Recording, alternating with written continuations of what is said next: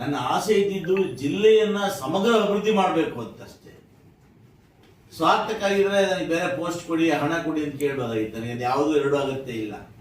ನಿಜ, ನಾನು ಸಿದ್ದರಾಮಯ್ಯ ಆಪ್ತನೂ ನಿಜ, ಕಾಂಗ್ರೆಸ್ನ ಸಕ್ರಿಯ ಕಾರ್ಯಕರ್ತನೂ ನಿಜ, ಕಾಂಗ್ರೆಸ್ನ ಕಟ್ಟಾಳು ನಿಜ, ಇವೆಲ್ಲವೂ ನಿಜ.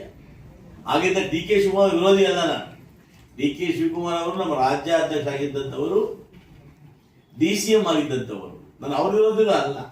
ಆದರೆ ಮುಖ್ಯಮಂತ್ರಿಗಳು ಸಿದ್ದರಾಮಯ್ಯನಾದ್ದರಿಂದ ಅವರ ಒಂದು ಪಾಳ್ಯದಲ್ಲಿ ಹೆಚ್ಚಾಗಿ ಗುರುತಿಸಿಕೊಂಡಿದ್ವಿ.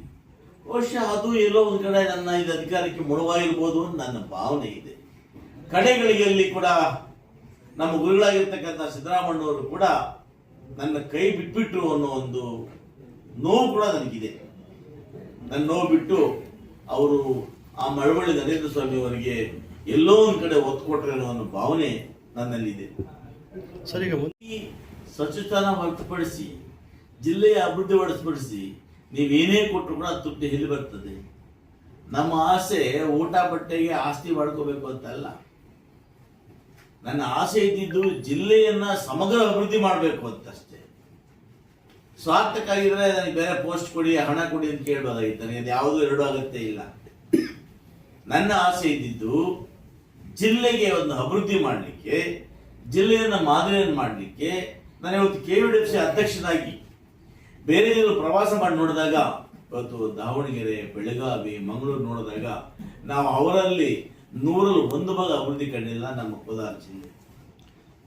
ಸರಿ, ಕಾರಣ ಏನಪ್ಪಾ ಅಂದ್ರೆ ಬಹಳಷ್ಟು ವರ್ಷಗಳಿಂದ ಕೂಡ ನಮ್ಮ ಜಿಲ್ಲೆಗೆ ಸ್ಥಳೀಯರನ್ನ ಯಾರನ್ನು ಕೂಡ ಮಾಡಿಲ್ಲ. ಆ ಕೊರತೆಯನ್ನು ನೀಗಿಸಬೇಕು ಅಂತ ಸ್ವಚ್ಛತಾನ ಕೇಳಿದೇವೆ ಹೊರತು ಅವ್ರೇನೋ ಆಸೆ ಆಕಾಂಕ್ಷೆ ಹೊಡ್ತಾರೆ ಅಂತ ಅದಕ್ಕೋಸ್ಕರ ಅಲ್ಲ. ಖಂಡಿತ ಕೂಡ ಅವ್ರು ಏನೇ ಹೇಳಿದ್ರು ಕೂಡ ನಿರಾಸೆ ಆಗಿದೆ, ಆಸೆ ಭಗ್ನ ಆಗಿದೆ.